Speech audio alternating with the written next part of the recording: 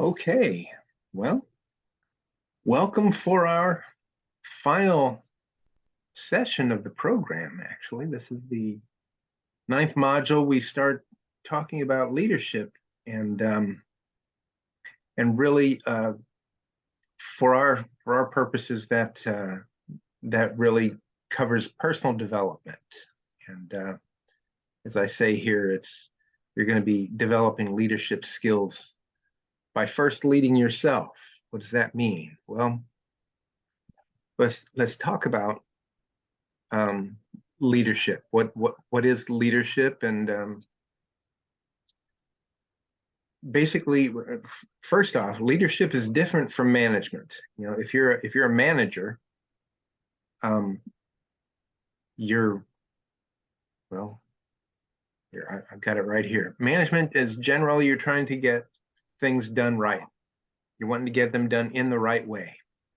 But leadership, you're wanting to do the right things. And so there's a fundamental difference, whereas the manager is making sure we're following the right policies and procedures and crossing all of our T's and dotting all of our I's. The leader has a vision for what we want to accomplish and sells that vision to the rest of the team and make sure that we're going in the right direction. So how do we lead?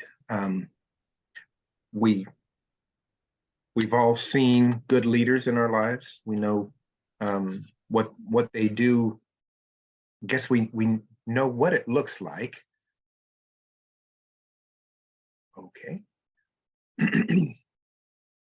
So we know what it looks like, and we'd like to do that, but you know, what skills are we going to need?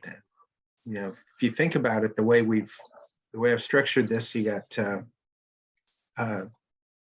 we started with our leadership needs for our technical leader. He needs to know various technical skills and have those mastered, and then you need to be able to communicate, and then the leadership skills. Well, what are those leadership skills? Well, I looked up an article for what are some important critical leadership skills to master, and this is what they came up with, and described that these are all critical skills that any leader needs to have.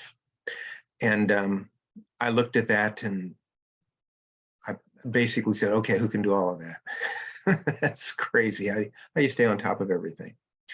But the bottom line is, what we need to do is we're software developers. We know how to simplify. You take the problem, you break it up into smaller pieces. So basically, we start learning how to lead by learning how to lead ourselves.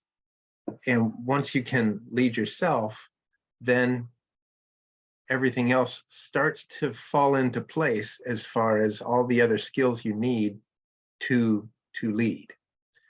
Our resource for the day is probably the second most popular book behind How to Win Friends and Influence People. It's The 7 Habits of Highly Effective People by Covey. This came out about 30 years ago, thereabouts, and it's exceptionally well done. His whole idea was to condense the he looked at success books, the writings for success writers from basically the beginning of the 1900s through the present, and the present was, I guess, the 1980s, and he tried to condense it down into what are the main things that people need need to know. And effectively, he came up with 7 different habits that that a leader would have. He divided them up into 3 main groups. There's self-mastery, which is the idea is moving from dependence on others to independence. You're able to stand on your own. And those 3 habits are: be proactive, begin with the end in mind, and put first things first. Then you start looking at developing teamwork and collaboration and communication skills. That's moving from independence to interdependence. So you basically, before you were dependent, say, upon your parents, now you're moving towards being interdependent, where you're working in collaboration with others. So you're not trying to, was it no man is an island? So so you're developing relationships with other people, healthy relationships in collaboration to succeed. So think win-win, seek first to understand and then to be understood, and synergize. And we'll talk about what these things mean. Finally, there's sharpen the saw, which is keeping all of your skills growing, so that you're constantly refining. So let's go over each of these. First, be proactive. It's in a nutshell, you take responsibility for your own life. You stop reacting to everything that's happening to you, and you I guess he talks about how there's a in between the time of an event and your response to that event, there's a gap. And so you need to find a way to expand that gap so that you can be more thoughtful about how you're going to respond to any event that happens. So, if something happens and you get very upset and frustrated and start shouting and that sort of thing, maybe you need to take a step back and think about, okay, what is it that caused this to happen? Why am I getting so irritated and frustrated? And maybe I can make sure that the next time this sort of thing happens, I'm able to be prepared and not get frustrated and all upset about this sort of thing happening. And so you develop the skill to respond instead of reacting. Another thing you can do is recognize that there's a concept called a circle of concern. These are the things that I am concerned about. What am I worried about? What's going on that I'm worried about? And then there's my circle of influence. These are the things that I can do something about. So I may be very concerned that the U.S. president is a real jerk and he's messing everything up. My ability to affect whether or not who the U.S. president is and the things that he does is 0. So for me to worry about that really is a waste of my time and energy. What I need to do is think about, okay, what do I have an influence over? I have an influence over my family. I may have some small influence over my community. I should work in those circles, because then I'm not wasting my time. I'm actually using my energy in a positive way and actually, making a real difference. And in order to start moving that direction, you replace your language that is reactive and victim-centered to being more proactive. So, he makes me so mad is you're disempowered by saying something like that. Instead, I control my own feelings. I don't have to let him get to me. I can be on top of things, and I can not let him change how I'm going to be acting in my life. So it's all about basically taking responsibility for who you are and what's going on in your life. Next, we have begin with the end in mind. So you need to have a vision for your life and where you're going, and you need to be pursuing that. And rather than just being caught up in all the things that I've got to do, make sure that the things you got to do are the things that are getting you towards where you want to be. So the first step in this is to identify what are the most important values in your life. What is critical for you? Is integrity an important value? Then I need to make sure that I focus on developing integrity in my life. If family, a healthy family that loves one another is an important value in my life, I need to make sure that that's what I'm really focusing on. If success in my career is the most important value, then I need to make sure that I'm not letting other things distract me from that. You need to determine what needs to be re-scripted. What does that mean? Well, for instance, there are certain areas of your life where you've got things out of balance. You're letting something manage your life rather than you managing your life. So you need to basically reprioritize what's going on and what you're doing. So say, I don't know, say your car is breaking down all the time and you just never have time to get it fixed and that sort of thing. Well, maybe what you need to do is prioritize putting some money aside so you can get a new car, so that you're not having to drive this car that's breaking down all the time and it's holding you back and keeping you from, finding other work opportunities or expanding your life, but you're spending so much time taking your car to the mechanic and that sort of thing. You need to figure out what is really the center of your life, and sit down and examine your life and think about what is it that I really center my life on? Is it my religion? Is it my family? Is it my work? Is it my friends? What really guides what I prioritize in my life?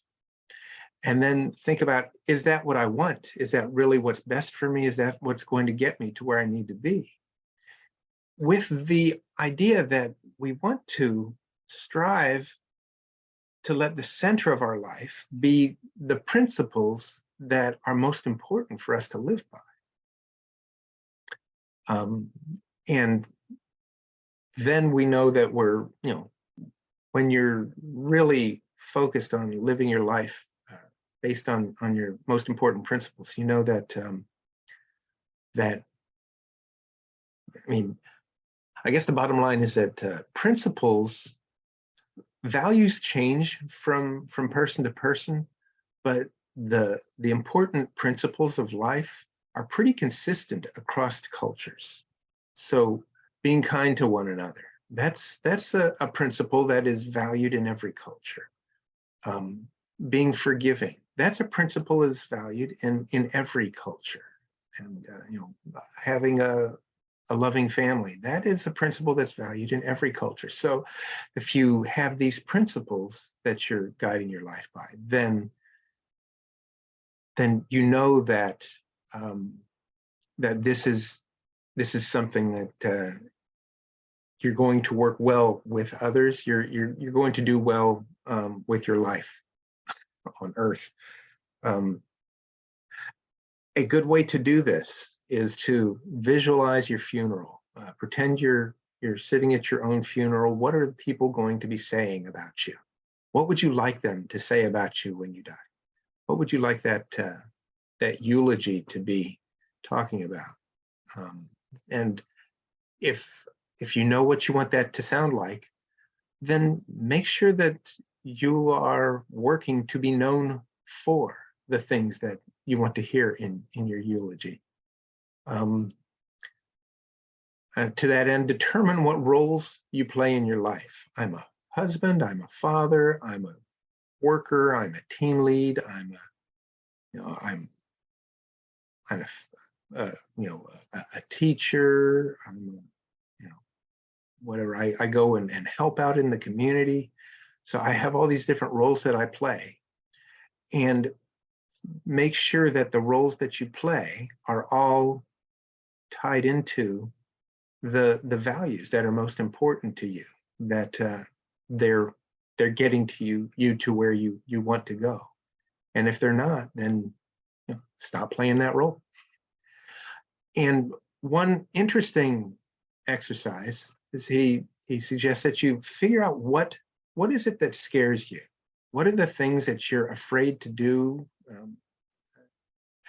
And figure out, okay, for instance, I'm terribly afraid I'm going to lose my job. Why is that? Well, because then I won't have enough money. Well, okay, what will happen if you don't have enough money? Well, I don't know, we might have to go out and live on the streets. Is that really true? I don't know. So let's imagine I do lose my job. What does that mean? Well, that means I'm going to have to dip into my savings, right?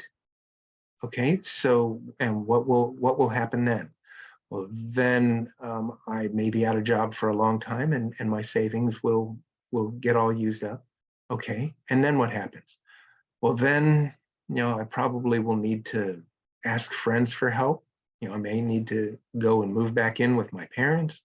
Okay, so, and then what happens? Well, then they may think that I'm sponging off of them, and then they'll throw me out. Okay, and then what happens? What would you do? Well, I mean, that's a long time to be without work. I bet I'd find a way to do something by then. I mean, I could even work at McDonald's. Okay, you could. We'd probably sell the house. I mean, we'd have lost everything, and we'd be living in an apartment. But I mean, we'd find a way to get by. Yeah. Okay. So you wouldn't starve to death. That's true. Okay. So maybe I shouldn't be so afraid of losing my job. So anyhow, a long explanation for a short concept. But anyhow, it's I find it to be really helpful. If there's something that's just paralyzing you with fear, say, okay, what's the worst that could happen? Okay, how would I handle that? I guess it wouldn't be so bad after all. I could be okay. And then you're not so afraid of these things happening. Okay, so our third habit is to put first things first. So you need to make sure that what's most important in your life is not ignored because of all the urgent things in your life. So, you need to figure out, okay, what am I doing all day? What things are occupying my time? And how do I make sure that the things that I'm doing are the things that are getting me to where I need to be? So I need to, we talked last time about, in the previous habit, about the values that are most important to us. Well, let's set up goals in our lives to make sure that those values are being, are driving what the important goals that I'm chasing after are. And then find a way to stay focused on those goals. If it's really an important goal and it's a really important value, I should be able to find a way to focus on making sure I'm doing that instead of 1,000 other little things that can distract me. And then, avoid giving in to what is going to distract you from those goals? Maybe, maybe I know I need to get in shape, but there's this video game that's really cool and I'm really enjoying playing it. Well, is that really the value in my life that that I need to be spending my time doing? Or this TV show is so critical for me. Is that really what I need to be spending my time doing? Or should I, set that aside and focus on really getting these values done? He also has the idea of put the big rocks in first. And he has this really cool visual where you've got this jar and you want to fill the jar. And I guess he's got this jar, and in front of the students, they say, okay, so what should we put in first? Well, if you fill it with sand, then you're not going to be able to put any big rocks first. So the first thing you want to do is you want to put the big rocks in. And then after you get the big rocks in, then you can put in some pebbles and they'll fill in the spaces between the big rocks. And then you can put in some sand and that will fill in the spaces between the pebbles. And then you can pour water in. And it's amazing how much stuff that you can put in that if you put the big rocks in first. But if you put, if you start with the water or you start with the sand, you can't put anything else in there. And so the big rocks represent the important goals, the values-based goals that you've set for your life. And so, and that jar represents your daily life. So if you put the big rocks in first, if you make sure you're taking care of the goals that are most important to you first, then you're going to be able to accomplish the things that you really meant to, rather than letting life drive you around, and you end up at the end of your life going, wait a second, this isn't really where I wanted to be. And then there's the concept of Johari's window. I don't know if you've seen this before. You've got your quadrant of urgency versus importance. So quadrant 1 is, these are the things that are urgent and important. These are our values here, right? So these are the things that crises happen, the pressing problems that have to happen right now. The water heater is leaking and I've got water dripping all over the place. I've got to clean that. Or you've got your deadline driven projects at work. I've got to get this done by the end of the week, or we're going to miss out on important clients. So these are the things that are urgent and important. Quadrant 2 is what's not urgent but important. So these are your big rocks. This is your, building relationship with your spouse, seeing what new opportunities you might want to be pursuing, planning for where you want to be in the future. Then there's the not important things. Quadrant 3 is the stuff that's urgent, tends to take up most of our time. The interruptions, people coming by and asking you questions. A lot of the phone calls and meetings that you attend really aren't important, but they take a lot of your time. And things that are, that are popular and interesting, but they're pretty much a distraction. Getting all caught up in watching the political discussions and people debating about what's going wrong with the world. Like, I really can't affect that. It's interesting and all, but I can't affect that, so that's not really important for me. And finally, there's quadrant 4. This is the stuff that is a total waste of time. Trivial, busy work that you tend to do, reading the comics, playing games on your phone,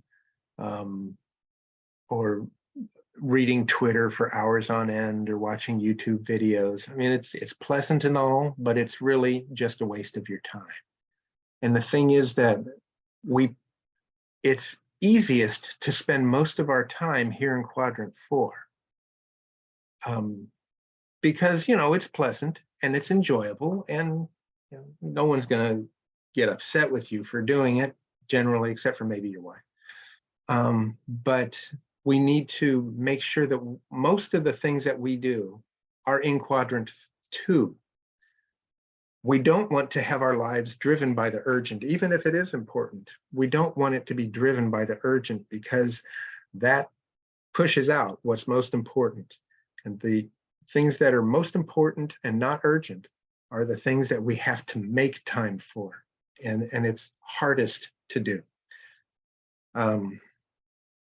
Okay, enough said about that. So that's our personal development, and now we've got the interpersonal development, the habits that we need to form. And there's think win-win. So basically, this is, whenever I'm in a negotiation with somebody, I need to see what's going to help everybody. How can everybody benefit from this? So we have a similar quadrant. Basically, you think about coming up with a win-win solution. A lot of times that takes a lot of courage, because it's easy. It's easy to come up with something where, okay, I just give in, and I'm the loser in this, but you're the winner. But we at least come to an agreement. That's really easy. That takes no courage at all. Actually, it takes a lack of courage. And you can be a real a bully and not worry about anybody else's thoughts, and you can make sure that I win no matter what. I don't care. You lose. There's a quote from the founder of Oracle. His name Ralph Ellison, Larry Ellison, and he said that it's not enough that I win; they have to lose. And so he's clearly in the bully quadrant here, and this is not a good place to be. And then also, if everybody loses, what's the point? Why even do it? So if we can focus on win-win, then that's really the best way for everyone to come together. And then everybody is really bought into working towards a solution. If the other guy has to lose, then it's not gonna work out ultimately. Also, you can consider the idea that it's win-win or no deal. That takes a tremendous amount of courage, and you need to consider that as an option. It's like, if we can't both end up winners on this, then I'm not going to waste my time, because ultimately, if I lose, I don't want to do it, and if you lose, you're not going to want to do it. So why even go there? Change your mindset. Think about, instead of saying the pie is this big and I need to get my slice of the pie, think about, there's an abundance of everything. If we can all, there is no limit on the size of the pie. I can take a slice and I can help grow that pie to be bigger. I can add value rather than get my part of the piece of the action. So we can focus on how can we collaborate on stuff rather than I'm in competition with everybody. They have to lose, I have to win. And how can I take this to all my relationships in my life? How can I make sure that in my discussions with my wife, it's always win-win? It's not always, she gives me the honey-do list and I got to go and do everything, and so I lose because I can't do the things that I wanted to do, and she wins. And that's going to lead to some conflict down the road. And even with your kids, you need to make sure that they know how to respect you rather than just letting them walk all over you. So if you're if you're going to let them, if you're going to direct your whole life into making sure that the kids have the greatest future, well, there's going to come a day when they fly the coop. You need to have a life prepared for you and your spouse, so that you can move forward in your life together without the kids. So you can't just be living only for the kids.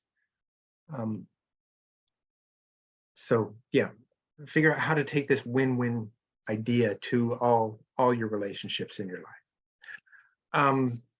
Next, you want to seek first to be understood. Seek first to understand and then to be understood. So this is, I don't know if you're familiar with the prayer of St. Francis. This is part of the prayer of St. Francis. I want to understand before I'm understood. And it's basically the idea of looking at things from the other guy's perspective. And we talked about this last time with the communication skills. You need to learn how to listen to the other person with empathy. Try to understand their perspective and see where they're really coming from. This builds trust with the other person, and so you can be more vulnerable, and in the same way, I guess that can lead them to being more vulnerable. And make sure that you understand what they're saying. Check in with them, saying, okay, so here's what I hear you saying. Is that correct? And so that way I'm listening to hear what they have to say. I'm not listening to say, okay, here's how I'm going to argue with you about this. No one ever wins an argument. There's a saying that a man convinced against his will is of the same opinion still. So you're never going to win an argument. What you need to do is come to an agreement. And the only way to come to an agreement is for you to first understand where they're coming from. And then you can come to an agreement. I remember I worked on a jury once, and I was made the guy in charge of the jury, and so we were trying to come to an agreement on how this case was going to come out, and it was pretty much split 6-6.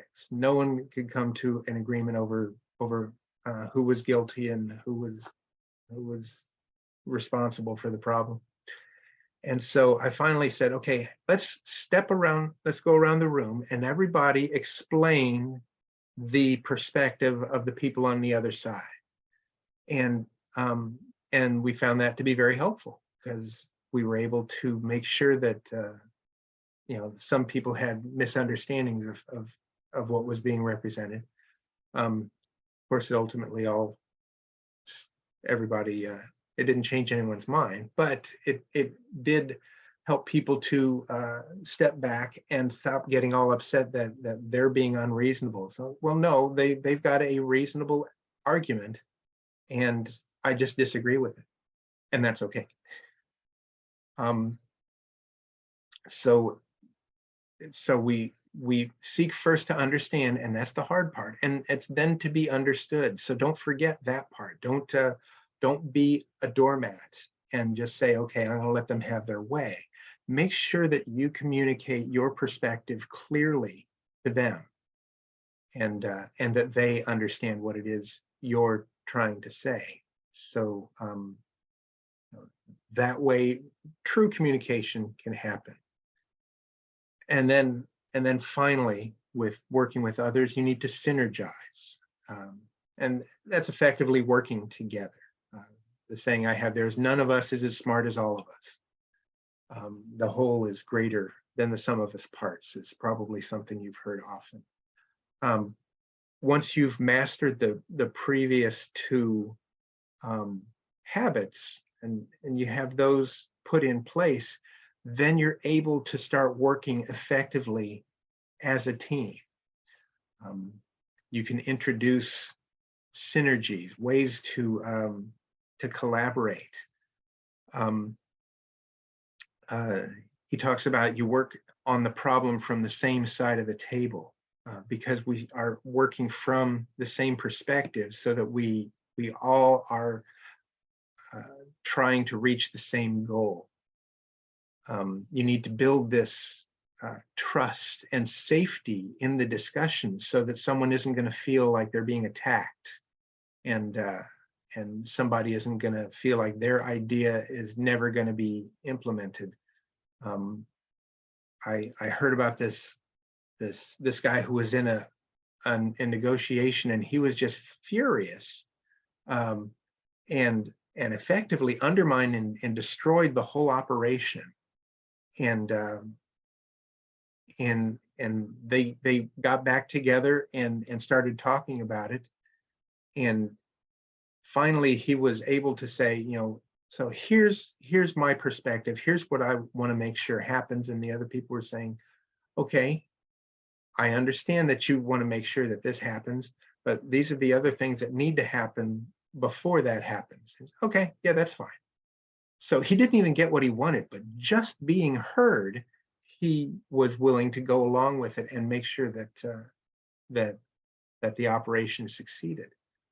Um, so also we talk about, you need to value the differences. Different people have different skills, and everybody brings something to the table that's of value, and we need to take advantage of that. Use somebody's strengths to assist in where you're going. I used to work on a team where there was one woman on the team who she was a little slower than the rest of us, but she had an attention to detail that frankly none of us could none of us had the patience for. But she would make sure that every single I was dotted and every single T was crossed. So that was her strength. So it was actually really important for us to have her on the team, so that she could make sure that we weren't forgetting about important things. She would always bring that to our attention, and so she brought value, even though she wasn't one of the most creative or one of the most productive people. She made sure that we were getting done the things that needed to get done. Yeah, sidestep negative energy. It's so easy to start. If one person complains, then everyone starts to pile on about everything that's going wrong. And it's so easy to get caught in this whirlpool of negative energy. It's so important to be able to notice when that's happening and step out of the whirlwind and start trying to change that trend and start bringing positive energy into the discussion. Look for the good in other people. Don't start piling on when someone notices someone's not doing well. And that takes courage. You might be unpopular, and you'll be the guy who's killing all the fun, but really you're not killing all the fun. You're making it much more enjoyable to work together, because you're not allowing somebody to be pushed out, so that the rest of the team can enjoy things at their expense. It's not fair, you know. And I guess it's kind of repetitive, but you want to find some way to get creativity from everybody who's involved. Figure out what their strengths are, and when you are able to play to someone's strengths, it's amazing how much energy and enthusiasm they will take towards any project. So don't just write people off as being useless. Find a way to figure out what they want to do and how they can contribute. I think we talked a little bit about this last week as well. And then the seventh habit is sharpening the saw. And that is just find a way to keep yourself sharp. There's a a story about Abraham Lincoln said that, if I'm in a competition to chop down a tree, I'm going to spend the first half of my time sharpening my axe. And the point being that, if you're not staying sharp, you're going to lose focus. You're going to stop doing the things that are most important. And so you need to step back, take time for yourself, make sure that you're staying physically healthy. You need to make sure your spiritual needs are being met, that your mental sharpness is being taken care of. You're getting enough sleep. You're eating the right foods. Your social and emotional needs are being met. So your home life, your relationships at home are good. I know that when my wife and I are fighting about something, I can't focus on my work. Nothing else matters until I'm able to have peace with my wife, because that's really where I get my stability in my life. And so you need to have all these things that can disrupt your life. You need to make sure that you keep all those taken care of, managed, keep them strong, so that you're able to focus on all these other habits as well. And I guess finally, the one thing that I would sort of add, it kind of goes along with your idea of putting first things first, is that you find a mentor, which is effectively what you've done with this class. Is you find a mentor, someone who can help you stay focused on what's important to you, figure out what your goals are, what your values are, where you want to go, and they will help you get to where you want to be. And so that's really what I try to be for you. And frankly, you can, as you start developing, you can be a mentor to the other people in your life, and to the people you work with, your family, your kids, and that sort of thing.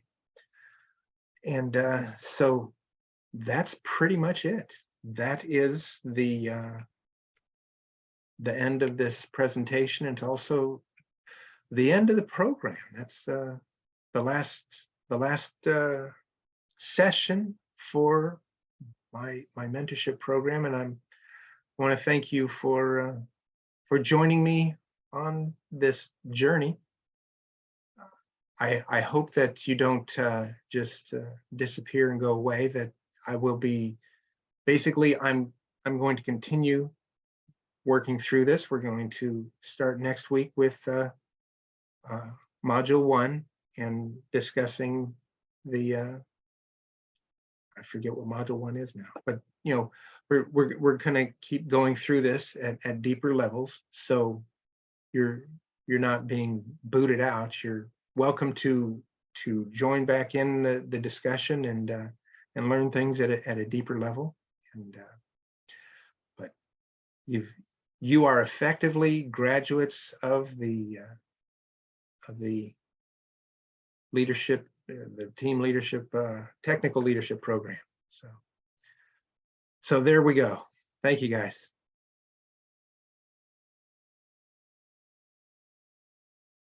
Thank you, Scott. It was a pleasure, and what a journey, man! And time passes so fast, and I'd like to say thank you for you, for Leonardo, for this amazing opportunity to be with you, to learn with you. I think that over the last months we had a chance to talk on different and important aspects of being a tech lead, from how to read and write good code,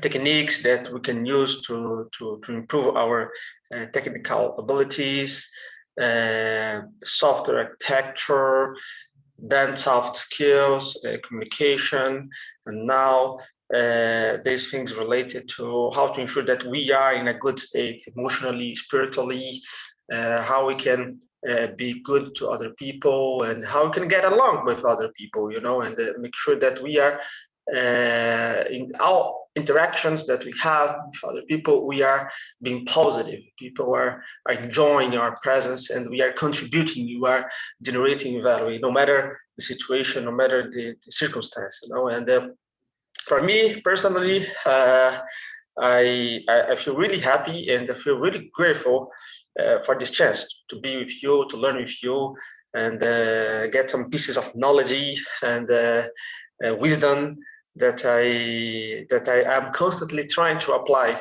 on my job. You know, no matter if it is on pair programming sessions or during a meeting. You know, sometimes I remember something that you said, and then I try to use or try to rephrase in a different way, you know. So I'm always trying to apply what I'm learning here on my job. So my word to you, Scott, is thank you. Thank you so much for this opportunity to be here and to learn with you. I'm really happy for that. Thank you.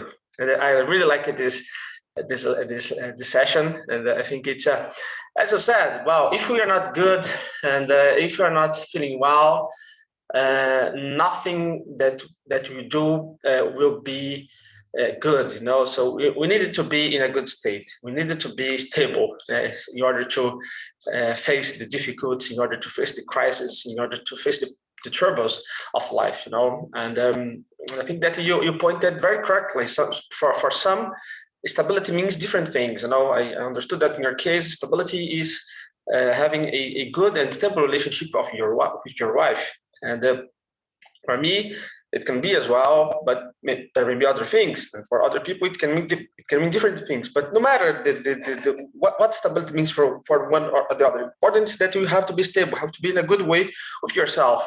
Because if you're not good, so when you face a crisis, when you face a problem, you'll not be able to handle that appropriately, you know.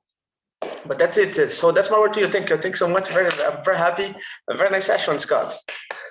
Thank you. Thank you.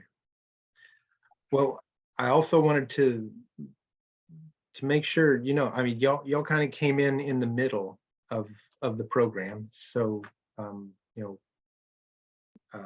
I tried to sort of go back and catch you up, but this isn't goodbye. This is basically, we've made it through, we've passed through all the sessions once, and we're gonna pass through them all again. You're welcome to keep attending as long as you like.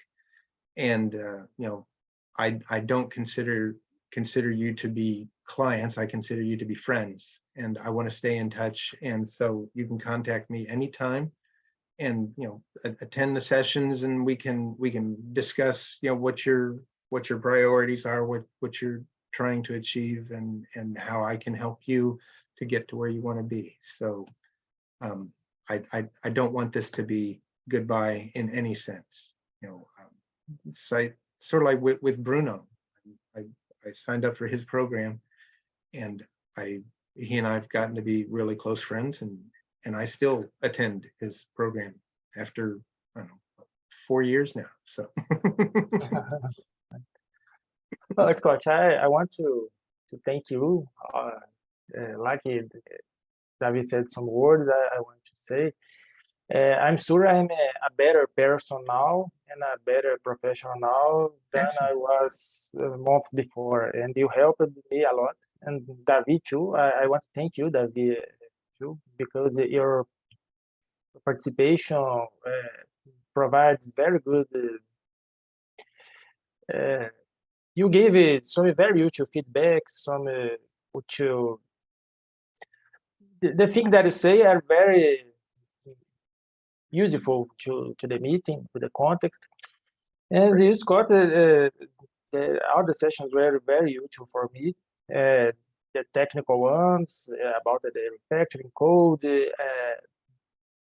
There are some things that seems to be basic, but I improved a lot the refactoring session using IntelliJ. I'm applying this all the days. I created a new habit of always analyzing code, refactoring things before commit, writing tests.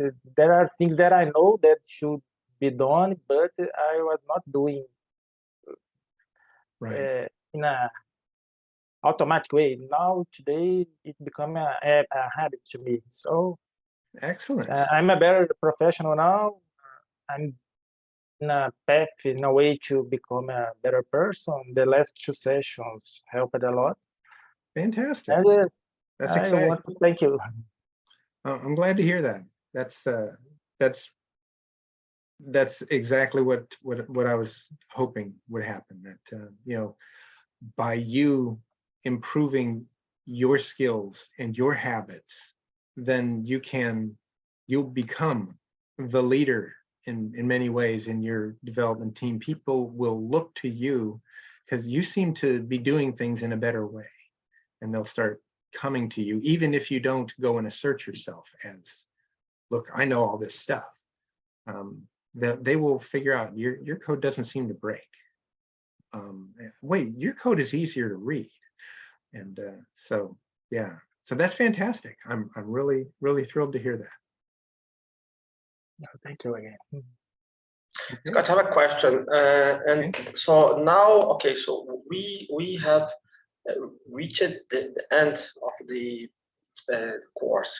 Okay, so what's now? So are you going to, for example, on next week, are you going to start over again from the first module, and then Yeah. and then that's the plan? Yes. So let me see here. Let me try to find my my program here. There we go. Let me share my screen again. And where are we? Right here. I share my screen. This one here. Okay, so basically this is our this is the website that we use. You know, well, I guess this is what you would see is this with the you know, the technical leader, and these are all the different modules that we have. You've seen this, right? Okay, so basically I will add this to the end here, and that this is cycle 1. And what I will do is I'll go and create a cycle 2. And so you'll start to see something more like this, where you can decide which set of courses you want to go on. This will always be available to you, so you can see the recordings I've made in the previous sessions, and you can go back and work through those. And then I'll start another set, and we'll start again with code reading. I have learned a lot since I did this initial presentation, so I'm looking forward to bringing some of that to my next session on code reading. I've also learned a lot on testing, and so I'm going to, you know, I'm learning as I go, just as y'all are. So I want to bring the things that I learn, the things that I can, you know, basically I want to go through each of these at a deeper level, since we're all at a deeper level as well. And so yeah, that's my goal is I've learned more about each of these, and I want to take and refine each of these presentations and go to a deeper level. You know, I have the basic modules are, you know, here. We're going to go over this stuff. I've got the presentations, but also we've got the exercises. And so, you know, this is the stuff that we did. We went and did, you know, the pair programming and the refactoring, because I really think the labs are key. That if I can walk through with you one-on-one how to do this refactoring or how to do this TDD, then you really sort of get the rhythm for it and understand it in a way that you can then go take that and apply it to your regular work. Because that was the thing that I struggled with trying to do this myself. I didn't have a mentor showing me how, so it took me a number of years of practicing different katas and that sort of thing, to be able to say, okay, so here's how I would apply it to my work. And ultimately somebody did take some time and sit down with me and show me, okay, here's what this can look like. And that was key. And so that's why I basically took time and sat down with everybody to walk through, okay, here's what this looks like and here's what it feels like. And that's why this isn't just a presentation. This is a mentoring program. This is where I'm walking with you to learn how to do this stuff, showing you the steps. And that's what it's all about. I want to help you avoid the years it took me to to learn this stuff, so that you can move forward in your career more quickly and more efficiently, and not deal with all the frustration that I had to deal with.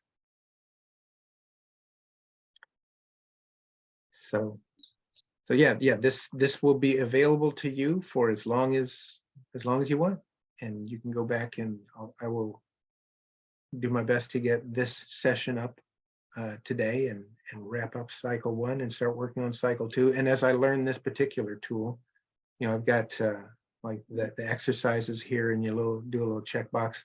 There are other ways to do that are more useful and more interesting, and I'll come up with other ways to add exercises, take advantage of this this tool here. So anyhow, we're all growing and learning and figuring stuff out. And yes, and I think it's also about mastering and practicing and refining, as you said, and finding opportunities to improve and continuous learning. So right, checking the things that we missed, or things that can be improved, or some concept or some approach or some idea that needs a second look, and but I got it. I get it. Your intent, Scott, and I'm looking forward to improve. And yes, I think that we have to practice. I think that's the thing, and then repetition and trying again and again and see what really works, And I can see that you are in this craft for very many years, So you have faced some pitfalls, have faced some troubles, And I see in you the opportunity to, okay, here is a guy who has faced very many different situations, and is now presenting like a shortcut, a way that can allow me to improve faster, that allows me to acquire these abilities, to acquire these skills in a way that I can apply in my job and be effective instead of faster than if I try to do that by my own or by trial and error. Okay. Mm-hmm. But cool, very, very nice. So okay, so you are planning to start this cycle next week, right? Yeah.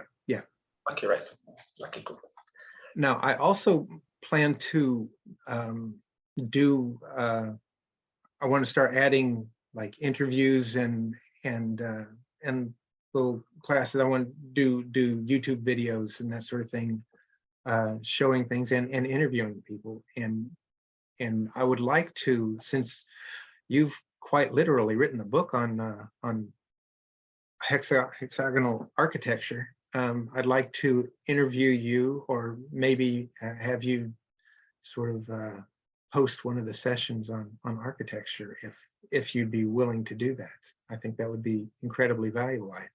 I wish I'd known about that. I didn't even discuss that in any detail in my discussion on architecture, and that's really, I mean, that's what this what is it, Uncle Bob's Clean Architecture really covers, hexagonal architecture. So anyway, if you'd be willing, and so yeah, if if you'd be willing. I know that there's a woman who I talked to who is a technical manager, and she's offered to come on and for me to do an interview with her so that she can discuss the things that help technical engineers become more successful in their career, and how, basically how to advance your career from the perspective of the manager. And I just need to sit down and do that. So, but yeah, I'll be getting up some stuff like that, and hopefully reaching out to other people to interview them. So we'll be getting there. Good stuff, Scott. I'm looking forward to lots to come. Okay, very nice. Okay, yeah, it's going to be developing and getting better and better.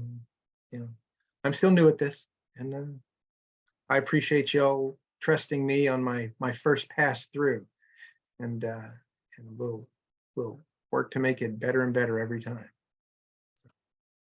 You did a great job. You did a great job, really. Thank you, Scott. And you too, Leonardo. Thank you for your participation, collaboration. It was a pleasure to be here with you. Very nice, man. And, what I really like now, these steps that we all knew each other in the same context, And it was really nice the way that we met, and then this journey and learning together. So very cool. I'm really happy. Excellent. Okay. I will miss you. I will miss you, your company, your presence. It were very good. The last 3 months were very good. The Saturday morning. Very good job, Scott. I will repeat the David words. Very good job. Okay. Well, thank you very much. Well, again, I know that you had said that you'll have to drop off at the end, so because you've got your life to live. But you are welcome back anytime if you find you have a free Saturday and you want to come back and chat with us. You're welcome anytime. I mean, I'm not taking you off the Discord. I'm not taking you off anything. You can go back and watch the videos. You can watch the new videos that are happening. So yeah, you're a member of the family. And so welcome. Thank you very much. I appreciate your offer. Thank you. Okay. So yeah, and like I don't know if Ali and Bruno are coming back. They haven't been here for a couple of months, and Bruno said that he'd be here this week, but he didn't show up.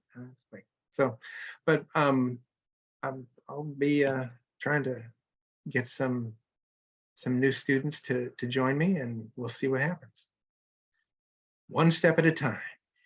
Yeah. All right.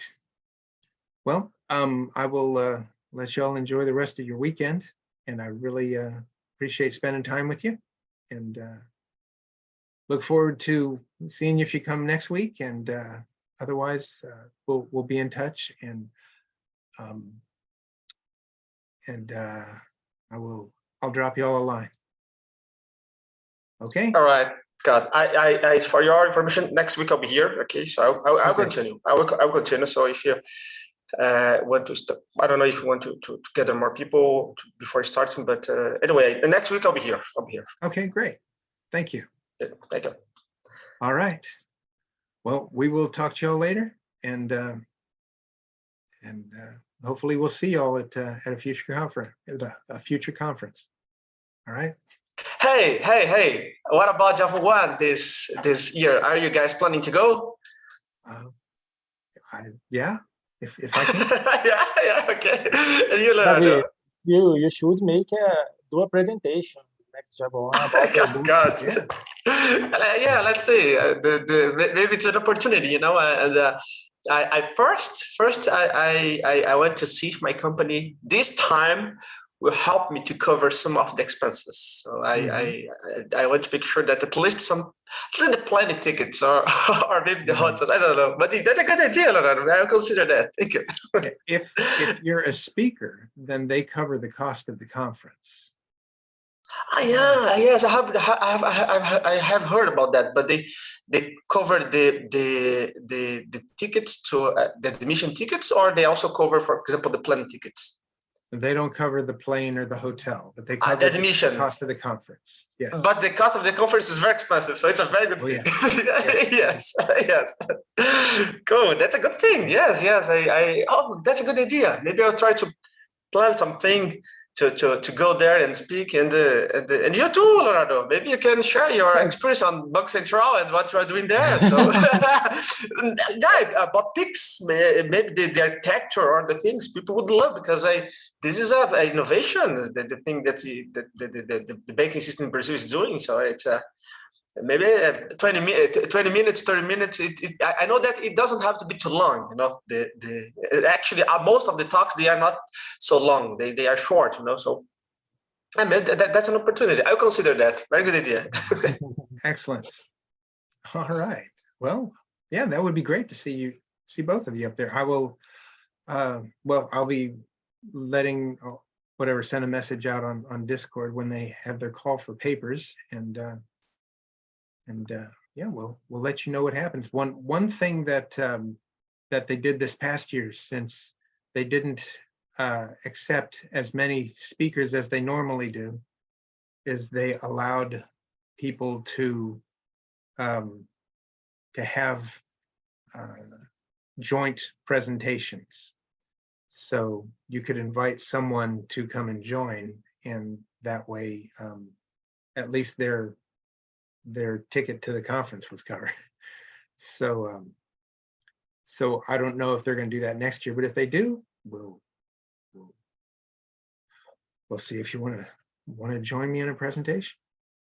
So Nice. All right.